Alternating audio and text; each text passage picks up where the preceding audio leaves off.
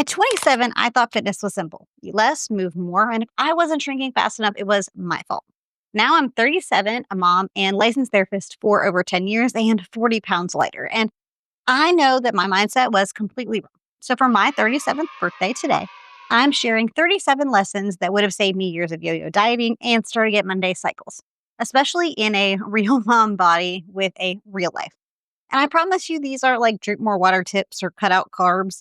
These are real experience from mindset, training, nutrition, and the realities of being a 30 something mom. So if you're about to set New Year's goals, watch this before you do anything else, because this can really help set you up for success in the coming year. So let's start with mindset, because this is where I quietly sabotage myself for years. And these are beliefs that really kept me stuck. Lesson 1. I said I wanted change, but I was terrified of it. I wanted a different body, but I didn't want to change my routines, my coping skills, my weekends. I was chasing new results while clinging to the old life I had. The work I was avoiding and changing my habits and identity was actually what I needed. Lesson number 2, skinny will fix my feelings, is a lie. I really believed that being skinny would fix how I felt about myself. When the scale went down, I was happy, but I had the same brain and the same insecurities. So if you don't work on your thoughts, no amount of weight loss is going to feel like enough. Lesson 3, living in fear of regain keeps you stuck. I spent years terrified I'd gain the weight back, so I kept all my old clothes just in case. I was treating my results like a temporary phase, and when I stopped planning for failure and started acting like I am who I am now, my confidence finally stabilized. Lesson 4, perfectionism is a prison. One off meal used to mean, well, I ruined it, it's time to start over.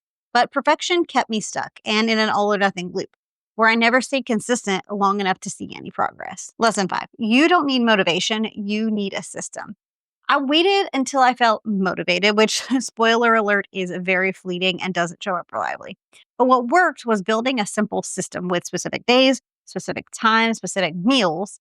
And so it made it take less emotion and fewer decisions.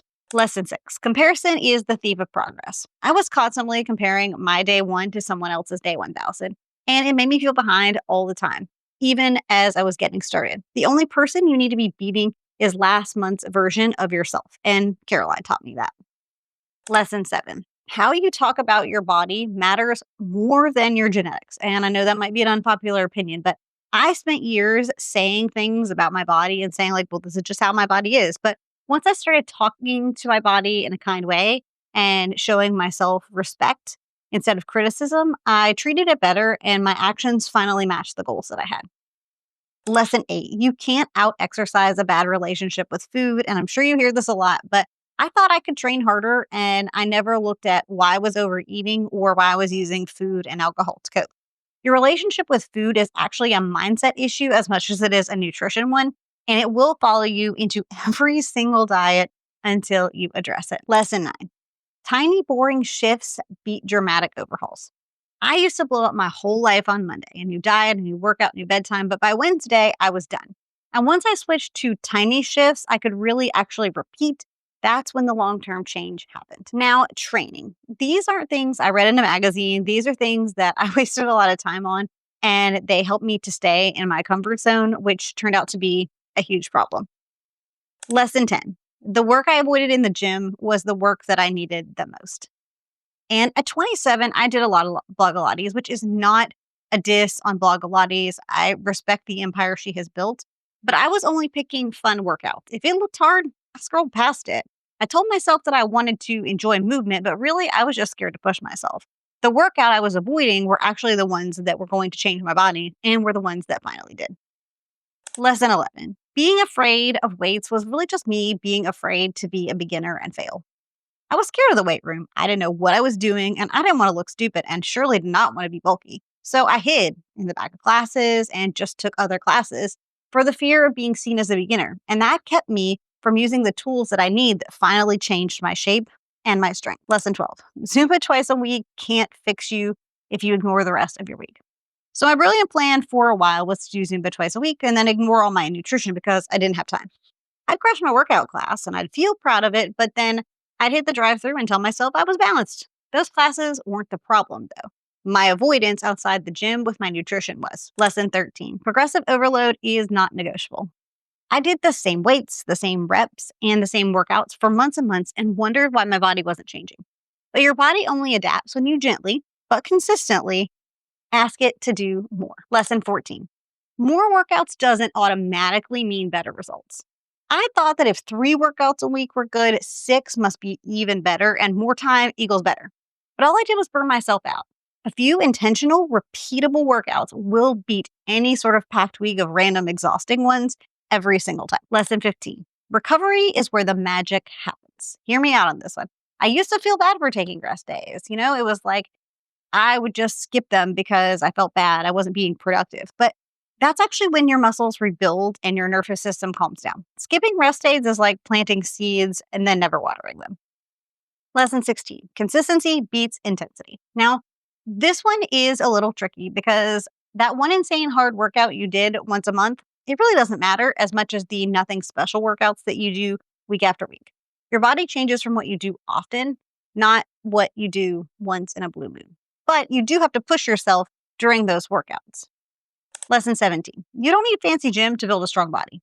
I thought you needed machines, the perfect setup, but in reality, body weights, dumbbells, and bands from home have taken me extremely far when you focus on form and progression. Lesson 18. Judge workouts by progress, not by how destroyed you feel.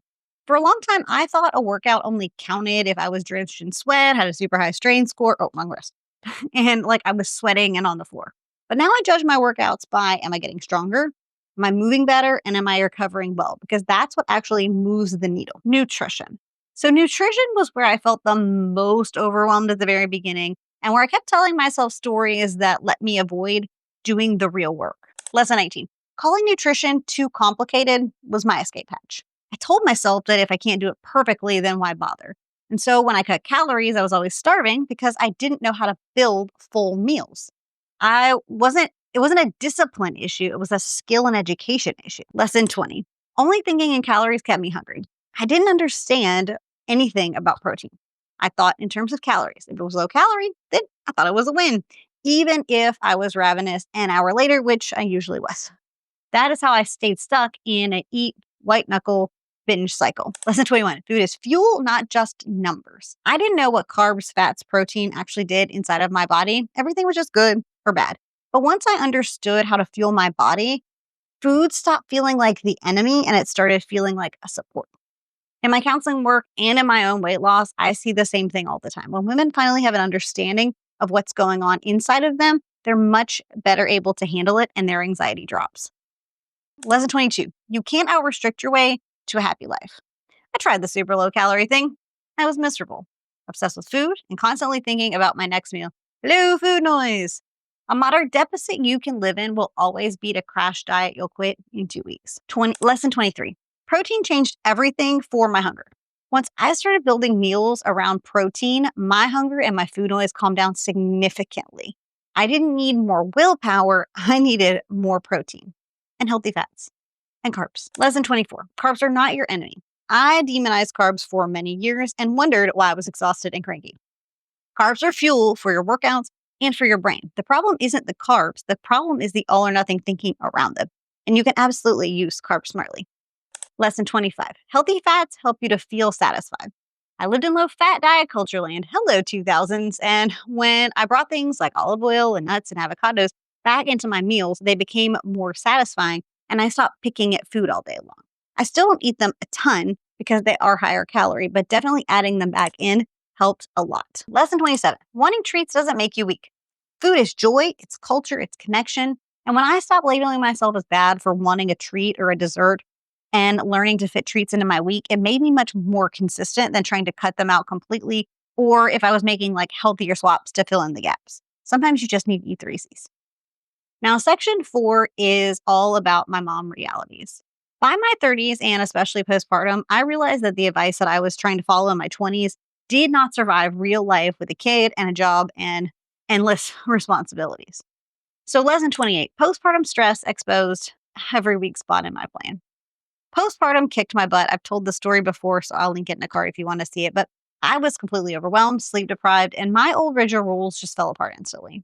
That season forced me to build a version of fitness that could handle chaos, not just a perfect schedule. Lesson 29. Sleep deprivation will fight you on every single goal. You cannot white knuckle your way through chronic sleep deprivation. Hunger, cravings, and mood all get worse. So sometimes the healthiest weight loss thing you can do is go to bed. And when you're a mom with an especially small child, don't beat yourself up when that's not a thing. And do your best to control the things that you can control, like your own actions, because you can't control your kids' sleep. Lesson 30. Stress management is a fitness skill.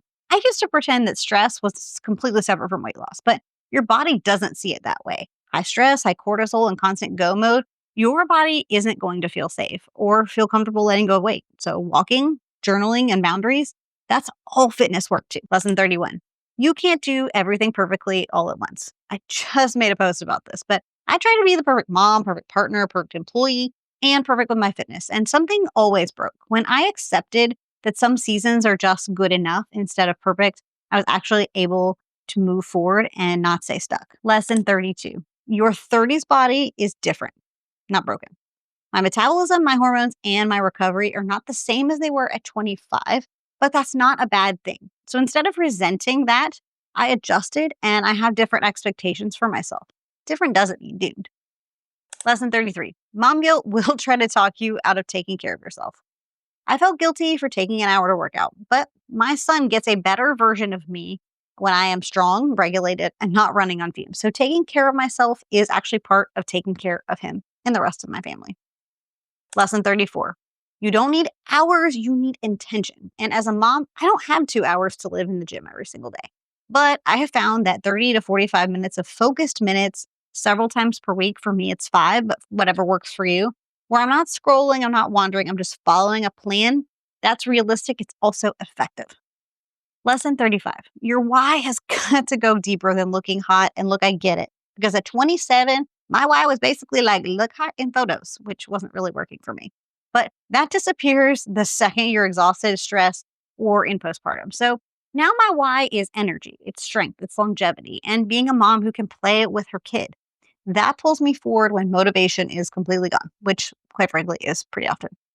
Lesson 36. Flexibility keeps you in the game because kids get sick, work explodes, life happens. And the women who succeed aren't the ones who have these like perfect streaks. There's the one who say, okay, this week is sheer chaos. So what's 20% that I can still do and keep going instead of quitting? And lesson 37. This is a lifestyle, not a fragile phase. I used to live like my results were temporary. Like the moment it could fall apart at any time. But now I build my life assuming that I am the woman who lives. I'm the woman who nourishes her body, who rests, who adjusts when she needs to. And that identity shift is just what I do now. And it's finally everything I needed to feel sustainable. If any one of these lessons punched you in the gut a little, that's actually a good sign because it means you found your next growth edge. And in January, I'm breaking these big ideas down into a step-by-step guide for busy moms and busy women. It's going to be a 90-day strategy with a simple plan that you can follow. So make sure you're subscribed so you don't miss that. And let me know in a comment what hit you most. Which of these feels most like your next growth edge? And until next time, keep crushing it. Bye, guys.